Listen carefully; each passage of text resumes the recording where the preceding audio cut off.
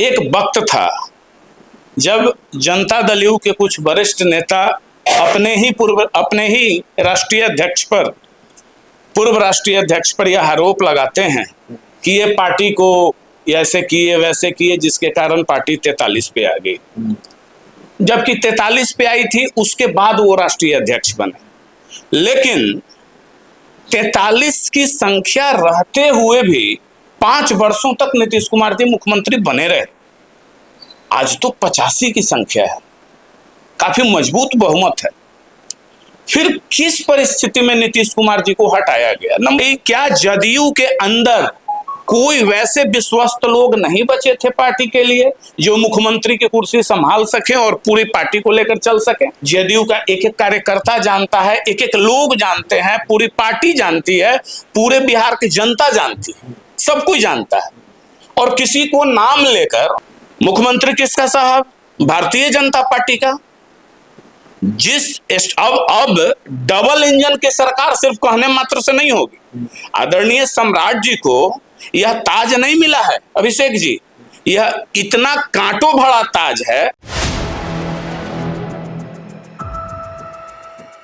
नमस्कार, आप देख रहे हैं 4 PM और मैं हूं अभिषेक मिश्रा। देखिए, इस वक्त हमारे साथ युवा समृद्धि दल के राष्ट्रीय अध्यक्ष अमित सिंह जी हैं और एक पहचान यह भी कि जनता दल यूनाइटेड में रहे हैं, नीतीश कुमार की पार्टी में रहे हैं और जेडीयू के पूर्व राष्ट्रीय अध्यक्ष RCP सिंह के बड़े करीबी रहे हैं। बिहार में जो राजनीतिक हालात हैं या जनता दल यूनाइटेड के अंदर की जो स्थिति और परिस्थिति है और जेडीयू से जुड़े हुए जो सवाल हैं, उसके जवाब तलाशने के लिए उन स्थिति और परिस्थिति के बीच अमित सिंह जी से बातचीत जरूरी हो जाती है। अमित जी, सबसे पहला सवाल तो कि आपकी जो पुरानी पार्टी है जनता दल यूनाइटेड, होली के दिन से लेकर अब तक का जो घटनाक्रम रहा उसको कैसे देखते हैं? 85 विधायकों वाली जनता दल यूनाइटेड को पावर ट्रांसफर करना पड़ा बीजेपी को, नीतीश कुमार को मुख्यमंत्री की कुर्सी छोड़नी पड़ी। अभिषेक जी, बहुत बहुत धन्यवाद। सबसे पहली बात यह है कि बिहारियों में एक बहुत बड़ी कमी है, वो किसी बात को भूलता नहीं है। और बिहार का प्रमुख पर्व होली, छठ, दुर्गा पूजा तो पूरे हिंदुस्तान में मनाया जाता है, होली कमोबेश, लेकिन ज्यादातर बिहारी जो होते हैं और छठ, और इसमें आपने घाव देने का काम किया है। जो भी दें, जैसे भी दें, ये घाव है। मैं ग्राउंड की बात बता रहा हूं। बीजेपी ने दिया कि जेडीयू के लोगों ने दिया, हम उस पर बाद में आएंगे। मतलब ये ग्राउंड की बात हम बता रहे हैं, एक पब्लिक की बात बता रहे हैं। पब्लिक के दिलो दिमाग में यह बात चल रही है कि भाई एक वक्त था जब जनता दल यू के कुछ वरिष्ठ नेता अपने ही पूर्व राष्ट्रीय अध्यक्ष पर यह आरोप लगाते हैं कि ये पार्टी को ऐसे किए वैसे किए, जिसके कारण पार्टी 43 पे आ गई। जबकि 43 पे आई थी, उसके बाद वो राष्ट्रीय अध्यक्ष बने।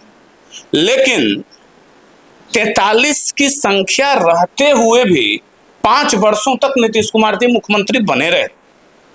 आज तो 85 की संख्या है, काफी मजबूत बहुमत है। फिर किस परिस्थिति में नीतीश कुमार जी को हटाया गया? नंबर 1 प्रश्न जो बिहार की जनता के पास। ठीक है, आप हवाला देते हैं उनके उम्र का, आप हवाला देते हैं उनके स्वास्थ्य कारणों का, जबकि मैं इन बातों को नहीं मानता हूं। मैं जितना जानता हूं नीतीश कुमार जी से, पार्टी में रहें न रहें, उसके बावजूद हमारे बहुत अच्छे संबंध तब भी थे, आज भी हैं। हम जब जब मिले हैं, कभी भी हम इन चीजों को नहीं देखे कि उनकी मानसिक स्थिति, उनकी शारीरिक स्थिति इतनी कमजोर है। खैर, उम्र के साथ कुछ बदलाव होते हैं, लेकिन 25 से 30 फिर से नीतीश, नारा तो ये था। आज नीतीश जी तो नहीं है। फिर कायदे से मुख्यमंत्री तो जदयू का होना चाहिए, कायदे से। लेकिन अब यह प्रश्न जनता के बीच है कि भाई क्या जदयू के अंदर कोई वैसे विश्वस्त लोग नहीं बचे थे पार्टी के लिए जो मुख्यमंत्री की कुर्सी संभाल सके और पूरी पार्टी को लेकर चल सके? और अब बीजेपी को जो दोष देते हैं जो लोग, फर्स्ट प्राइमा फेसिया, बीजेपी को हम दोषी नहीं मानते हैं। क्यों नहीं मानते हैं? घर आपका है, मालिक हम आपको बनाए, कल सम्राट जी ने भी कहा ना, या विजय चौधरी जी भी कहे कि ये बीजेपी की दरिया दिली थी, थोड़ा हम उसमें अल्टरेशन चाहेंगे। दरिया दिली नहीं थी, नीतीश कुमार की वो ताकत थी, और भारतीय जनता पार्टी यह जानती थी कि चिराग जी को आगे करके नीतीश जी को डैमेज किया गया, न कि नीतीश कुमार डैमेज हुए। तो भारतीय जनता पार्टी तो जानती थी कि बिना नीतीश कुमार के हम सरवाइव नहीं कर सकते हैं। तो इसलिए आदरणीय प्रधानमंत्री जी ने, आदरणीय गृह मंत्री जी ने स्पष्ट तौर पे कहा कि नीतीश जी नहीं, हमने आपके नाम पर, हम लोगों ने मिलकर आपको नेता ये करके चुनाव लड़ा, तो आप ही मुख्यमंत्री हो। तो बीजेपी जिम्मेवार नहीं है, माफ कीजिएगा मैं आपको रोक रहा हूं, तो कौन जिम्मेवार है? जनता दल यूनाइटेड को लोग, आप नाम क्यों नहीं ले रहे? अब हम आते हैं उन बातों पे। तो बीजेपी अगर आज जिम्मेवार होती तो तब भी जिम्मेवार होती, वो 43 में तो स्वेच्छा से दे रहे थे। आज 85 पर किन लोगों का अपना स्वार्थ, तो किन लोगों में कौन कौन लोग हैं? जेडीयू के किन नेताओं की तरफ आपका इशारा? हमारा इशारा किन लोगों की तरफ है नहीं है, जेडीयू का एक एक कार्यकर्ता जानता है, एक एक लोग जानते हैं, पूरी पार्टी जानती है, पूरे बिहार की जनता जानती है, सब कोई जानता है। और किसी को नाम लेकर, नाम तब लेना चाहिए, देखिए मैं कुछ, राजनीति की एक मर्यादा होती है, नाम तब लेना चाहिए जब हम 1 to 1 सामने बैठे हों और देख रहे हो, प्रत्यक्षदर्शी हो। लेकिन फर्स्ट प्राइमा फेसिया जो दिख रहा है और उसमें जो लोग दिख रहे हैं, तो उनका नाम तो सब लोग जान रहे हैं। अब आज जो नई बातें कही जा रही है कि नीतीश जी के, पहले कहा गया कि नीतीश कुमार ही अप्रत्यक्ष रूप से शासन चलाएंगे, उनके ही विचार चलेंगे, उनके ही सारे कुछ चलेंगे। कल आदरणीय विजय चौधरी जी ने कहा कि नीतीश कुमार के बताए रास्तों पे ही सरकार चलेगी। अच्छा, क्यों चलेगी? क्यों चलेगी? अब हम यहां से सिनेरियो चेंज करते हैं, क्यों चलेगी? मुख्यमंत्री किसका साहब? भारतीय जनता पार्टी का। अब डबल इंजन की सरकार सिर्फ कहने मात्र से नहीं होगी। आदरणीय सम्राट जी को यह ताज नहीं मिला है अभिषेक जी, यह इतना कांटों भरा ताज है जिस पर कितना पल वो, चूंकि मजबूत इरादे के आदमी हैं तो वो कैसे बैठते हैं, कितना चुभता होगा उनको। आज भारतीय जनता पार्टी स्टीयरिंग पर कौन? भारतीय जनता पार्टी। सेंट्रल में सरकार किसकी? भारतीय जनता पार्टी। स्टेट में सरकार किसकी? भारतीय जनता पार्टी। तो अब तो बिहार के लोगों को जवाब भी, जो भी 19 या 20 होगा, देना होगा ना। अरे सड़क, बिजली, पानी नीतीश कुमार जी ने कर दिया। अब जो ज्वलंत मुद्दे हैं बिहार के, पलायन, बिहार में बेरोजगारी, बिहार में अशिक्षा का दर जो है, इसको इंप्रूवमेंट, औद्योगिकरण का, ये तब ये बीजेपी का है। जैसे आदरणीय सम्राट जी ने कहा ना, माननीय मुख्यमंत्री जी ने क्या कहा कि 1 साल के अंदर 5 लाख करोड़ का इन्वेस्टमेंट हम करेंगे। समझ जाइए कितनी बड़ी अग्नि परीक्षा है, बोलने मात्र से नहीं है। तो आज हमारे मुख्यमंत्री जी ने यह सभा, विधानसभा में कहा, पूरे बिहार की जनता को गया कि भाई नहीं, देखिए बीजेपी का शासन आया है, लोग कह रहे हैं बिहार की तिजोरी खाली है, फिर 1 लाख करोड़ का इन्वेस्टमेंट यहां होगा। अगर यह नहीं हुआ तो जवाब किसको देना पड़ेगा? बीजेपी को देना पड़ेगा, जदयू के लोगों को नहीं। तब जब हर कुछ क्या कहते थे, नीतीश की पुलिस, नीतीश का सुशासन, नीतीश का ये, तो आज क्या कहा जा रहा है? सम्राट की पुलिस, सम्राट का सुशासन। तो यह जवाब देना पड़ेगा भारतीय जनता पार्टी को। इसलिए मैं बड़ी प्रखरता से कहता हूं कि कोई जरूरत नहीं है, सम्मान देना नीतीश जी को जरूरी है, वो आपको देना ही देना होगा, बिहार की जनता ही देती है, एक लंबे काल के मुख्यमंत्री रहे हैं। लेकिन अगर जो बीजेपी के, जदयू के लोग या धोखा दे रहे हैं अपने वर्करों को और पार्टी के कोर वोटरों को, साहब ये अनुचित है। किसको बाबू समझ रहे हैं? बउआ समझते हैं क्या बिहार के लोगों को?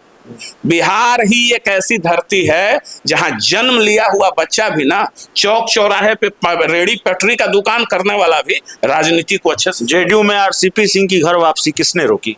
ये मैं नहीं जानता, अब वो तो जदयू के लोग जाने, ये तो जानते हो। हम अब देखिए, मैं बड़ी स्पष्ट तौर पर से एक बात कर रहा हूं। अगर माननीय मुख्यमंत्री जी, जैसे कुछ बीच में प्रश्न आए तो आदरणीय केंद्रीय मंत्री श्री ललन बाबू ने बोला कि भाई आरसीपी सिंह का नाम सुनते आंख बबूला हो जाते हैं नीतीश कुमार जी।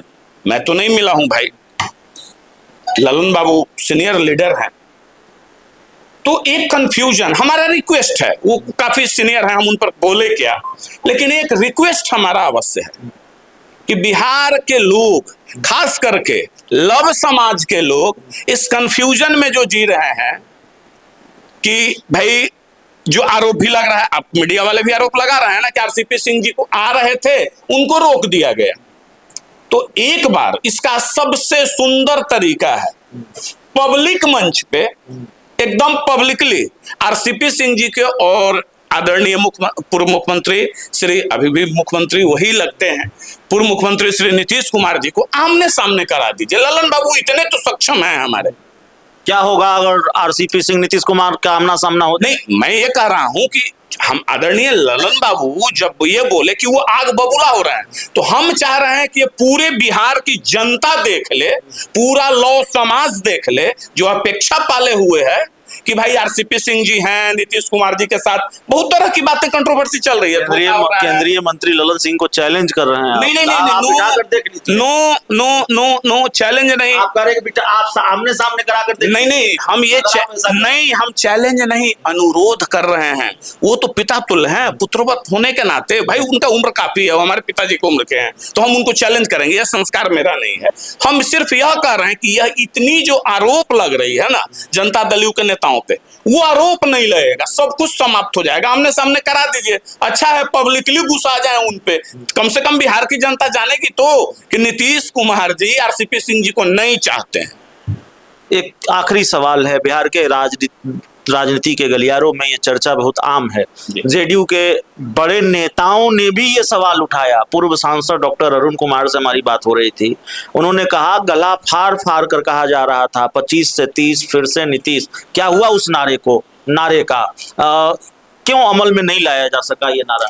वह इसका जवाब तो हम पहले दे दिए ना कि 25 सारा कंट्रोवर्सी, 25 से 30 फिर से नीतीश, 45 पे 43 पे 5 साल मुख्यमंत्री रहे, 85 पे 3 महीना, तो ये जितने सारे आरोप हैं उसको पब्लिक डोमेन में लाना चाहिए, बिल्कुल लाना चाहिए।